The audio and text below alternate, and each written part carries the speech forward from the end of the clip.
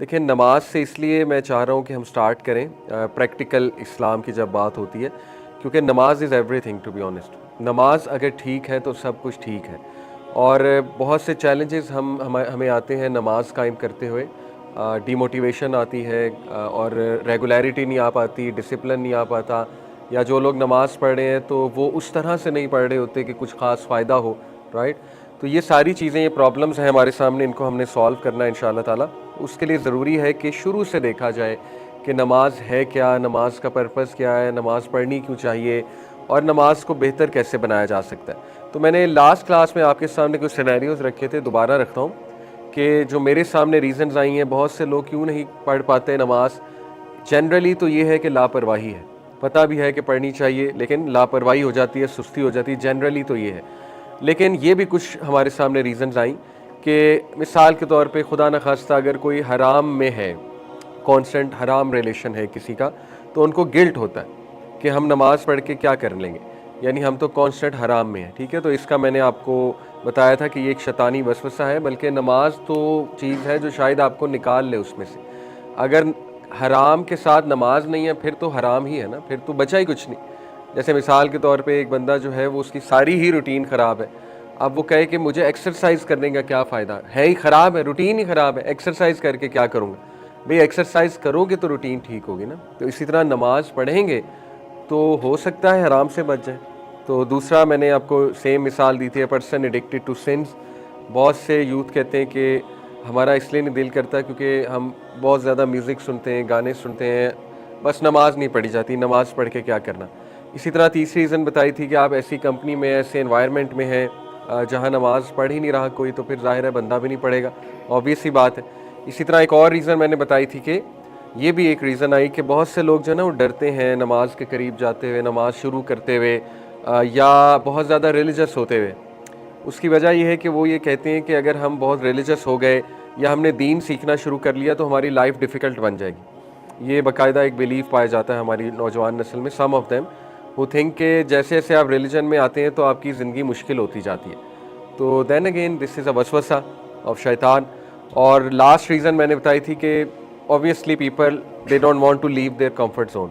ان کی لائف چل رہی ہے، مزے میں چل رہی ہے، اوبویسلی مزہ ان انورٹڈ کامرز کمفرٹ میں ہے، تو نماز کیوں پڑھی جائے.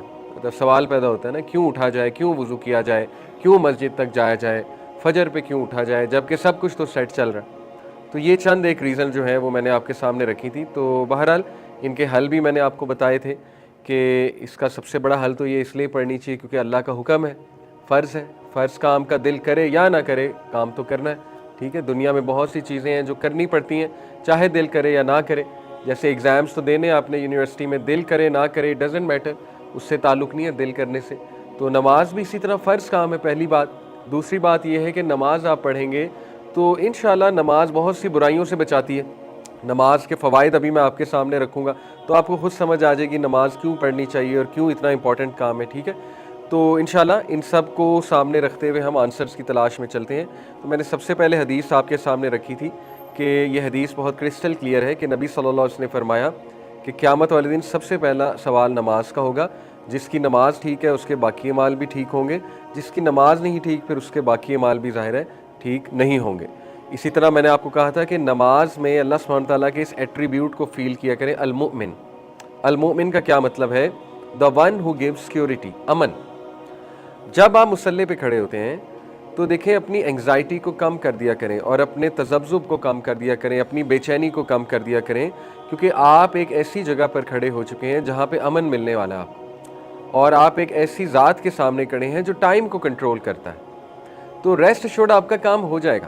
اگر آپ کو فکر ہو رہی ہے، سوچ آ رہی ہے، نہیں میرا پینڈنگ کام ہے، میں نے ادھر جانا تھا، نماز مجھے لیٹ کرا رہی ہے، نماز میرا ٹائم کھا رہی ہے، نماز میرا ٹائم لے رہی ہے، تو پھر ریسٹ ایشورڈ اس کا مطلب کہ ہم نے اللہ کو پہچانا ہی نہیں، کیونکہ اللہ نے کام کرانا ہے نا، اللہ سبحانہ و تعالیٰ نے ٹائم میں برکت ڈالنی ہے.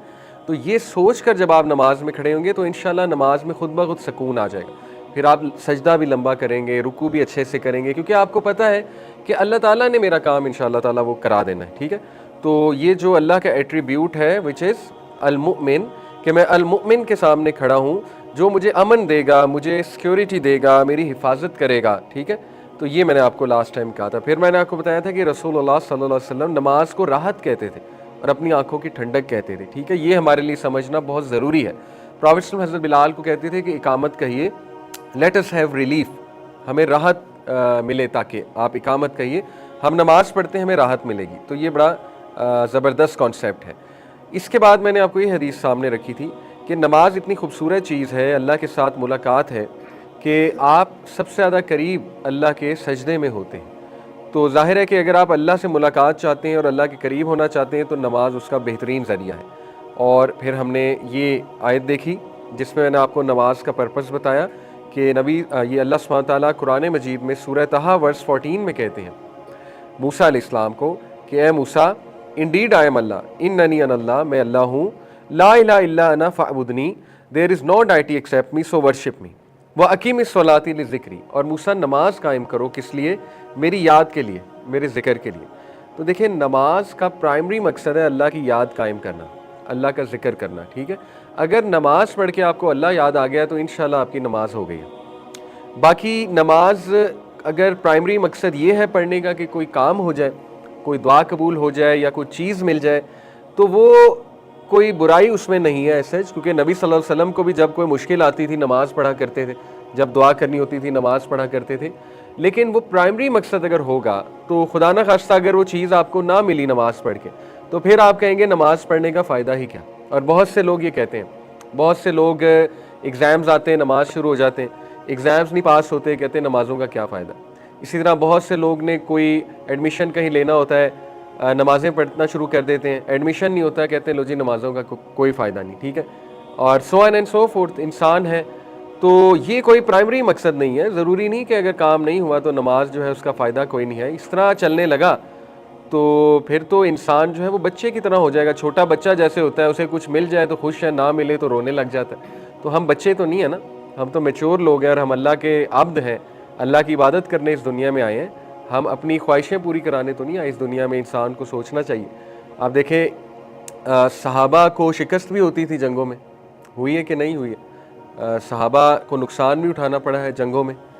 تو کسی جنگ میں کفار کا پلڑا بھاری ہوتا تھا, بعد کی جو کانکیسٹ ہے ان کی بات کر رہا ہوں. تو صحابہ نے کتنی نمازیں پڑھ کے دعا کی ہوگی, تو کیا مطلب انہوں نے نمازیں چھوڑ دیں کہ ہمیں شکست کیوں ہو گئی, ہماری دعا کیوں نہیں قبول ہوئی, کیسے ہو سکتا ہے کہ ہمارے لوگ شہید ہو گئے. انہوں نے تو ایسے نہیں سوچا. تو یہ بہت ہی مایوپک جسے کہنا چاہیے کہ شارٹ ایک سوچ ہے, ایک چھوٹی سوچ ہے کہ میری دعا قبول نہیں ہوئی لہٰذا نمازوں کا بھی کیا فائدہ ہے. نمازوں کا یہ فائدہ ہے کہ نماز سب سے پہلا سوال ہوگا, اگر نماز ٹھیک ہے تو انشاءاللہ سب کچھ ٹھیک ہے. یہ سب سے بڑا فائدہ ہے نمازوں کا. باقی فوائد اپنی جگہ, اس کی طرف آتے ہیں ہم ابھی. ٹھیک ہے, اسی طرح میں نے آپ کو بتایا تھا کہ اللہ نے نمازوں میں خشیت کا حکم دیا ہے, خشیت اپناؤ نمازوں میں. ٹھیک ہے, تو اگر نمازوں میں خشیت نہ اپنائی جا سکتی, خشیت سے کیا مراد ہوتی ہے, سبمسونیس اور بیوٹی ایڈ کرنا نماز میں.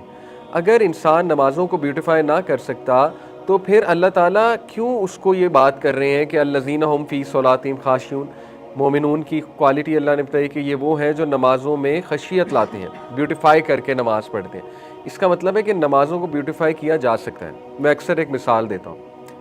آپ میں سے اگر کوئی جم کرتا ہے یا کبھی گیا ہے, اس کو اچھے سے پتہ ہے کہ اگر آپ صحیح اینگل پہ گیم نہیں لگائیں گے, اگر آپ صحیح طرح سے گیم نہیں لگائیں گے, آپ کا جم کا کوئی فائدہ نہیں ہے. آپ کی باڈی بلکہ خراب ہونے کے چانسز ہیں. ٹھیک ہے, آپ کا اینگل ٹھیک کراتا ہے سب سے پہلے ٹرینر. اسی طرح نماز میں آپ کی حرکات و سکنات ہی ٹھیک نہیں ہوں گی. آپ کا رکوع یوں ہے, وہ میں نے لاسٹ ٹائم کہا تھا نوجوانوں کو پتہ نہیں کیا ہو گیا ہے, ان کی کمر ہی سیدھی نہیں ہوتی.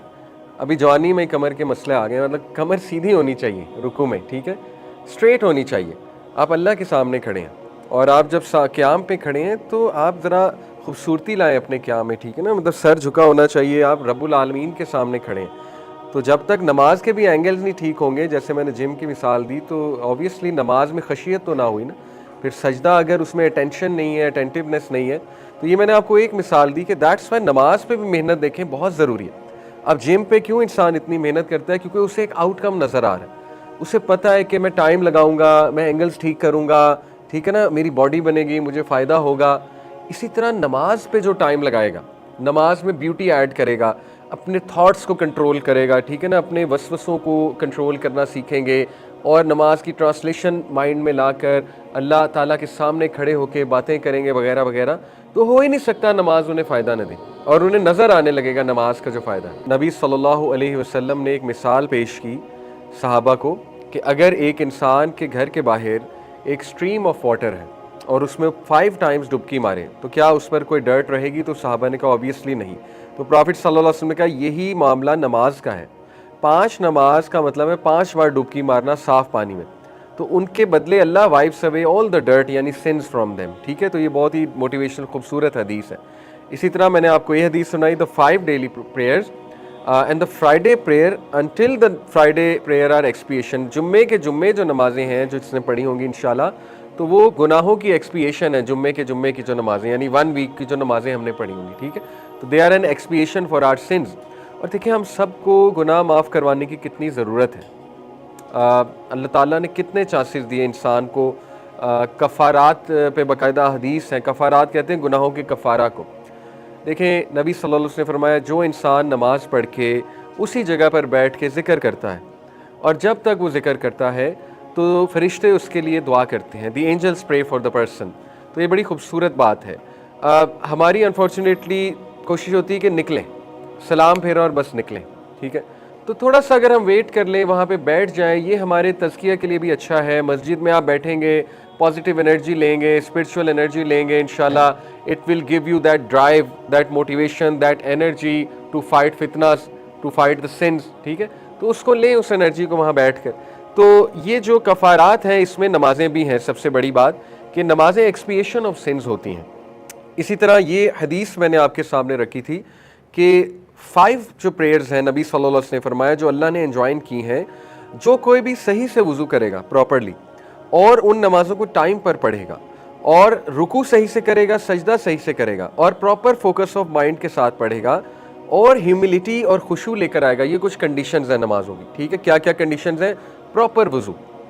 اب دیکھیں اگر ہم نے وضو ہی پراپر نہیں کیا، if we did not start, اگر ہمارا اسٹارٹ اچھا نہیں ہے، ٹھیک ہے، ہمارا وضو بہت کیئر لیس ہے اور اس میں کچھ آپ کے ایسے اعضاء رہ گئے ہیں جو ابھی تک ڈرائی ہیں، جیسے ایک صحابی کو نبی صلی اللہ علیہ وسلم نے کہا دوبارہ وضو کرو، آپ نے وضو ٹھیک سے نہیں کیا کیونکہ تھوڑا سا ایلبو ڈرائی رہ گئی تھی۔